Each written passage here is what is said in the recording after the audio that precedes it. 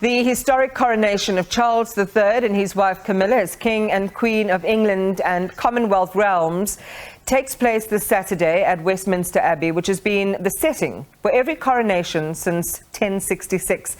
Given the changes in world politics, the mixed views about the place, relevance and importance of monarchies, how does this coronation in contemporary times contrast with that of his mother, Queen Elizabeth II, 70 years ago? SABC News Correspondent Makin-Isherwood joins us now for a look at the themes at play. Laura, good evening to you and welcome. It's been 8 months since the Queen passed, but it seems that Charles has been waiting a lifetime for this role. What significance does this moment hold for the country in contrast with the post-war optimism that buoyed the ascension of Queen Elizabeth II? Well, that's a really good question because, of course, Queen Elizabeth II's reign was all about that, especially at the start of it. She became queen in a surprise situation for her. So even though she knew that she would have to have a royal part throughout the whole of her life, she hadn't necessarily believed that she would really be queen. Now, for King Charles, on the other hand, as you said, he's always known that he is in line to the throne, and he has been waiting 7 decades to take up that role. It came, of course, after the death of his mother, Queen Elizabeth II, 8 months ago, and now he is finally getting ready to take part in that coronation ceremony and officially have that crown placed upon his head by the Archbishop of Canterbury. But the world that we're living in today is very different to the one that Queen Elizabeth was in 70 years ago. And we understand that the ceremony will reflect that quite deeply. Here in the UK, we're of course experiencing a cost of living crisis. There are economic shockwaves reverberating around the world as well since the outbreak of that war in Ukraine. And we understand that King Charles III is looking at this and does not want this ceremony to be as lavish or exuberant as the ones that have taken place before him. We think it's going to be pared back slightly. The length of it is going to be reduced to just around 2 hours long, rather than the hours and hours worth of ceremony that took place for Queen Elizabeth II.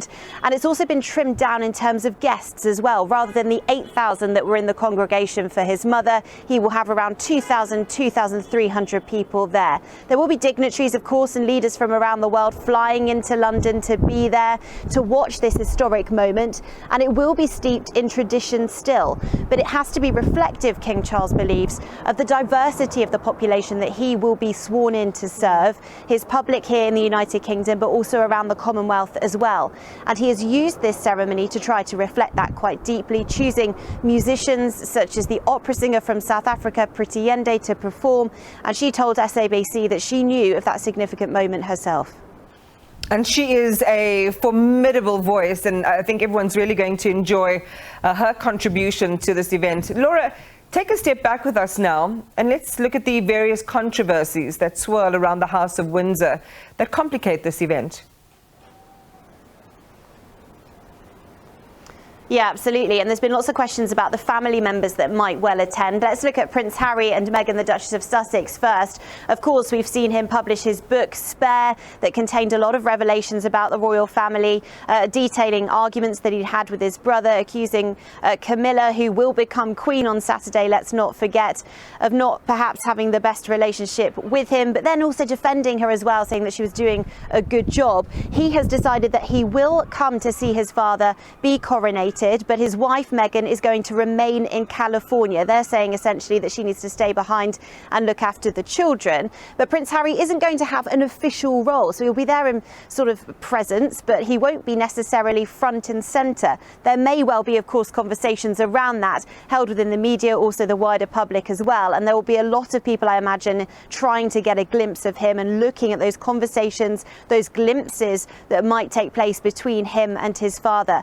And then there's also Prince Andrew, of course. There's been a lot of controversy around him. He's been embroiled in various sex claims and assaults that he's been embroiled in there, things that he has always denied. They have now been sort of squashed a little bit in terms of the court action there. An agreement was made in the last proceedings that were brought against him in a civil court.